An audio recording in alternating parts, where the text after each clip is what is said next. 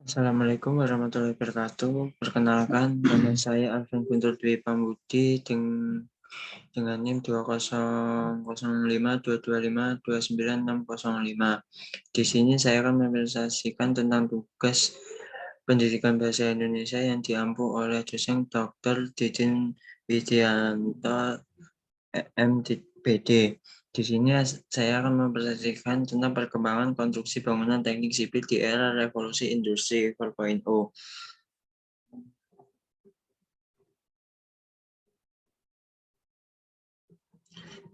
Struktur presentasi yang pertama, latar belakang perkembangan konstruksi bangunan teknik sipil di era revolusi industri 4.0.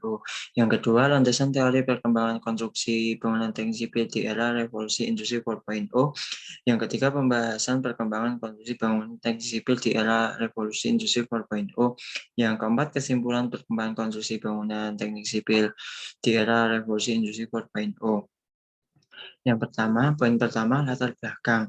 Latar belakang istilah revolusi industri diperkenalkan pertama kali oleh William English dan Louis Augustin Bilquist pada pertengahan abad ke-19. Aston mencatat permulaan revolusi industri terjadi kira-kira antara tahun 1760 sampai 1830. Revolusi industri terjadi pada pertengahan abad ke-18, awalnya didahului oleh revolusi agraria. Revolusi agraria pertama adalah tahapan terjadinya perubahan penggunaan tanah yang semula hanya untuk pertanian menjadi usaha pertanian, perkebunan, dan peternakan yang terpadu.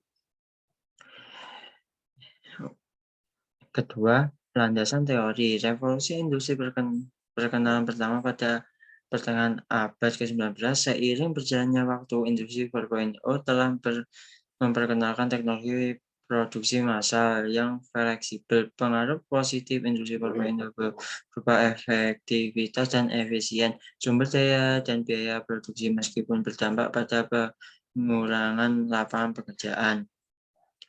Ketiga, pembahasan perkembangan konstruksi bangunan teknik sipil di era revolusi industri 4.0. Industri secara mikro, industri mempunyai pengertian sebagai kumpulan dari perusahaan-perusahaan yang menghasilkan barang-barang homogen atau barang-barang yang mempunyai sifat saling mengganti dengan erat. Namun secara perbentukan harga yaitu cenderung bersifat makro.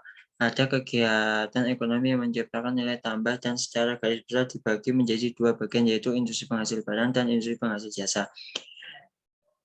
Selanjutnya, konstruksi. Konstruksi adalah suatu kesatuan dan rangkaian di beberapa elemen yang direncanakan agar mampu menerima beban dari luar maupun barat sendiri tanpa mengalami perubahan bentuk yang melampaui batas persyaratan. Konstruksi merupakan suatu kegiatan pembangunan sarana untuk pelaksana. Tahapan konstruksi yang dapat dibedakan atas berikut ini. Prakonstruksi, di mana pada tahapan ini dapat kegiatan seperti studi kelayakan, survei lokasi, perencanaan, lelang perdagangan barang atau jasa, dan persiapan dokumen lainnya sebagai persiapan dengan persiapan konstruksi.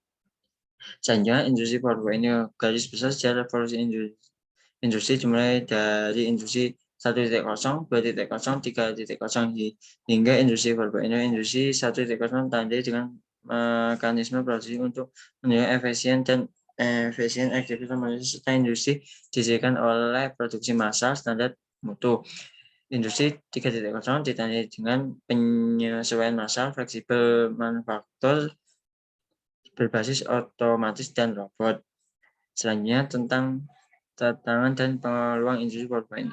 Industri 4.0 sebagai fase revolusi teknologi mengunggah cara beraktivitas manusia dalam skala ruang lingkup kompleks dan transformasi dari pengalaman hidup sebelumnya. Manusia bahkan akan hidup dalam ketidakpastian global. Untuk karena itu, manusia harus memiliki kemampuan untuk memprediksi masa depan yang berubah secara cepat. Teknologi yang mendekat baru yang menghubungkan dunia fisik, digital, dan biologi secara fundamental akan mengubah pola hidup dan interaksi manusia. Yang terakhir, kesimpulan. Poin yang pertama, pengaruh positif industri 4.0 merupakan efektivitas dan efisien sumber daya dan biaya produksi meskipun berdampak pada pengurangan lapangan pekerjaan. Poin yang kedua, industri 4.0 membutuhkan tenaga kerja yang memiliki keterampilan dalam literasi digital, literasi teknologi, dan literasi manusia.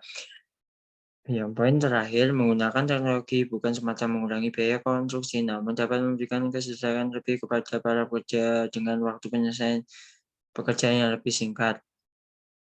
Sekian presentasi yang saya sampaikan. Apabila lebihnya mohon maaf. Sekian. Assalamualaikum warahmatullahi wabarakatuh.